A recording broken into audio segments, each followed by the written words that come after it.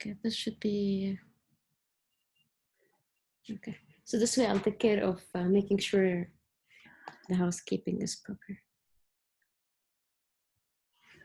Okay, good. I just wasn't sure how to make you the other host on this one, but that's good.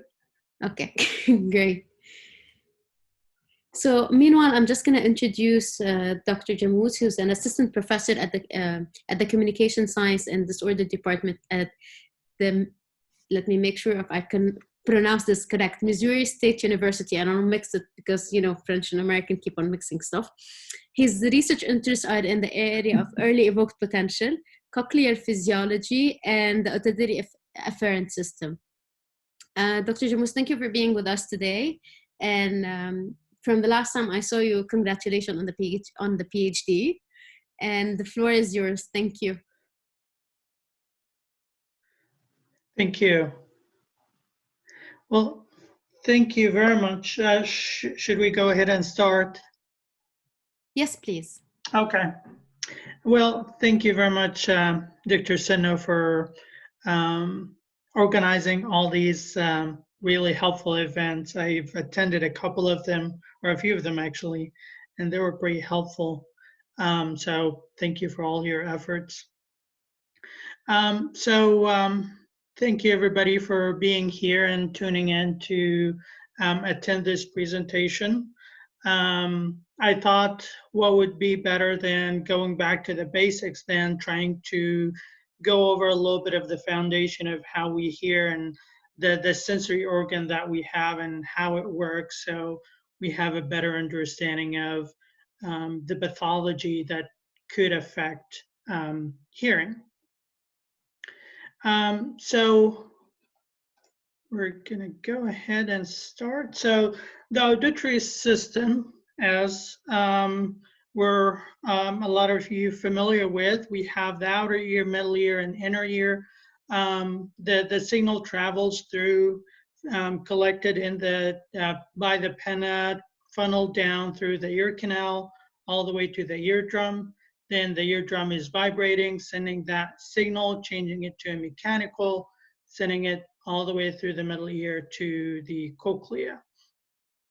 Now, the inner ear has the cochlea, which is the organ for hearing, and has the vestibular system for our balance. So today we're going to be focusing more on the cochlea and the organ that we use to detect sounds, basically. So the cochlea is a snail-shaped structure. It has on average about 2 turns and 3/4.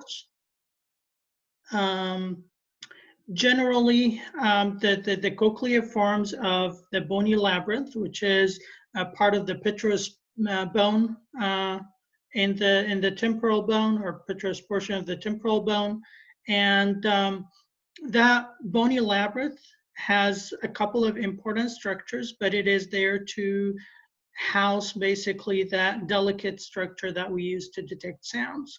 So generally we have the modulus, which is more of like a hollow track where the nerve fibers are going to run out. So we can see all these fibers coming out here, coming through the modulus.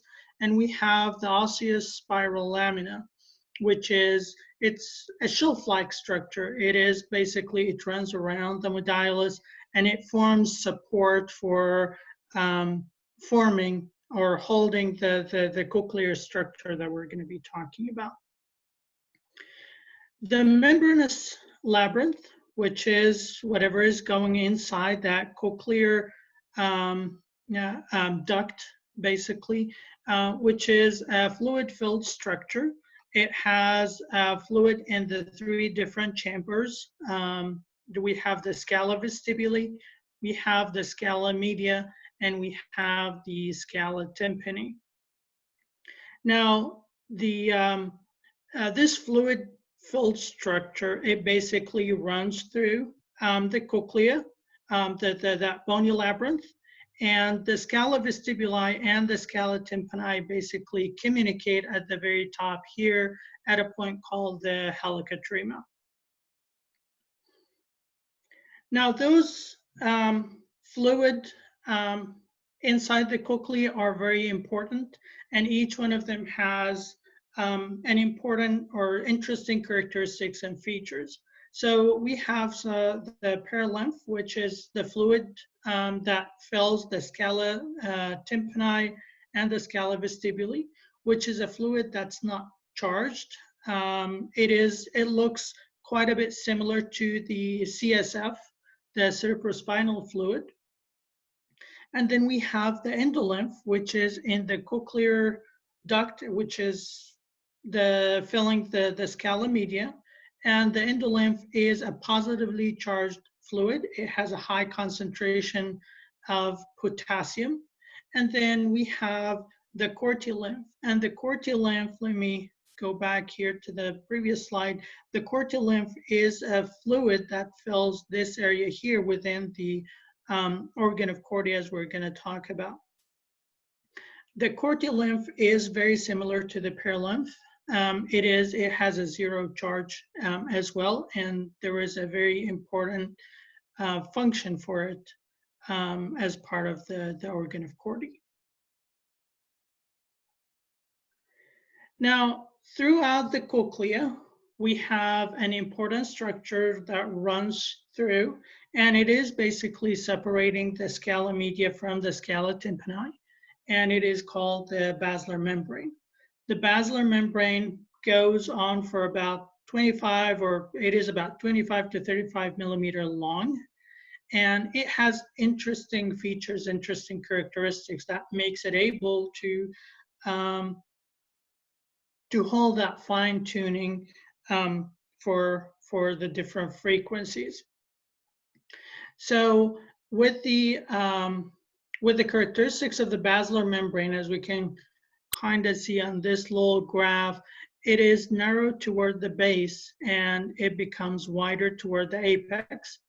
It is thicker at the base, thinner at the apex, which makes it more tight or stiff at the base in comparison to at the apex.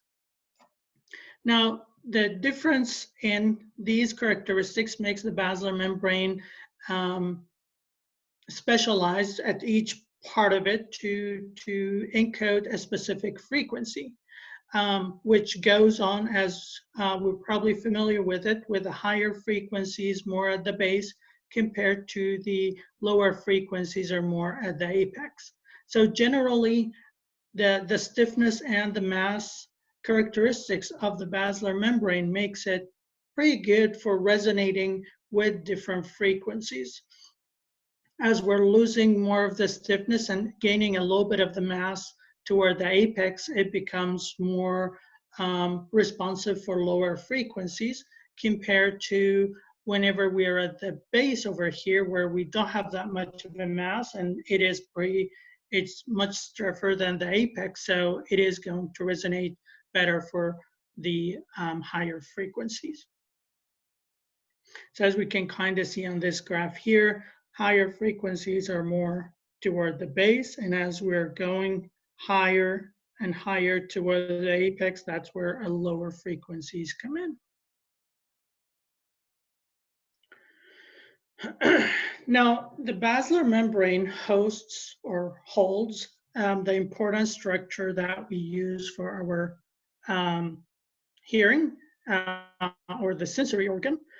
So the sensory organ, the organ of Corti, is this structure over here. It has a lot of important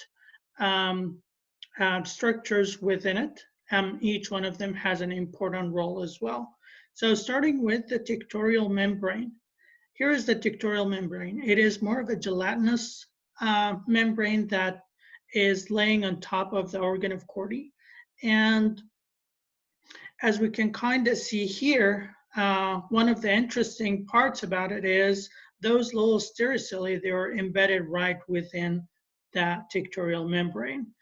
We can also see a little bit of a groove here. This is the Henson strip, which is also hypothesized to play an important role in our hearing, or a role in our auditory perception as well.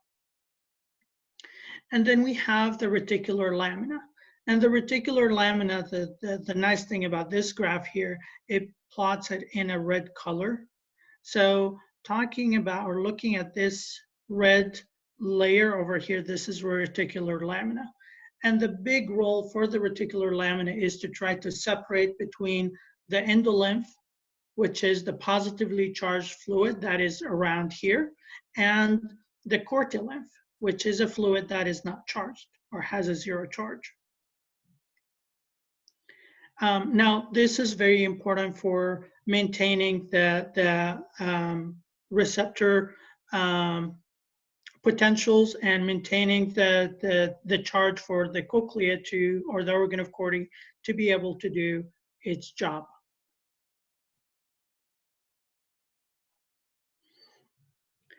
Now, another important structure of the organ of Corti is the outer hair cells.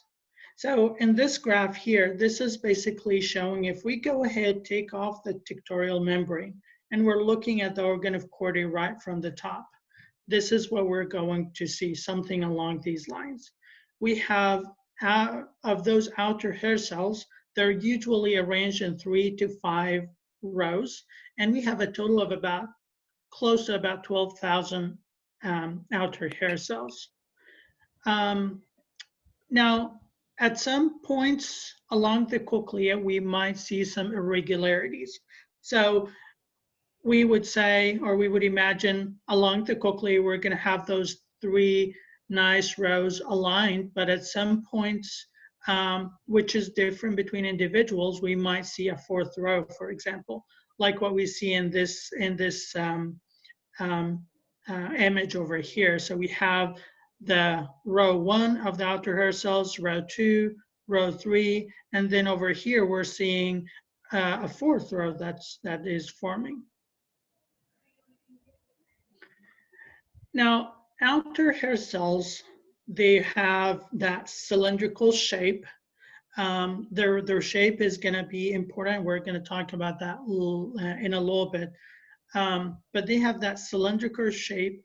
They are negatively charged. So the outer hair cells are around -70 millivolts of charge, which makes them ready to be stimulated when a positive charge runs inside. Generally, the outer hair cells don't really change in diameter, so they're maintaining the same diameter. However, they change in length. So the outer hair cells that are located toward the apex are a little bit longer than the outer hair cells that are located more toward the base. Now, the stereocilia for the outer hair cells, as we can see them here with this really nice image, they have a V-shaped organization, and the number of those stereocilia increases, or actually going to toward the apex. It decreases as we get to the apex, the number of stereocilia available for each cell, and it becomes a little longer as well. Now, on those stereocilia, they have important factors, important structures as well that will keep them or do an important job. So we have the tip links over here, looking at it over here, and we have those side links or lateral links. Now, the side links, the general function for them is thought to be that they're there to make sure that those stereocilia, when one of them is moving, the whole bundle of those stereocilia is moving together in the same direction for efficiency. As for the tip links, they're thought to be the gatekeepers. So they are the ones that when the stereocilia moves one way or the other, they're going to open the channels that will allow the charge or potassium to run into the outer hair cell. Or if they're sheared in the other direction, they will close those channels. what we call the mechanoelectrical transduction channels. Now, the structure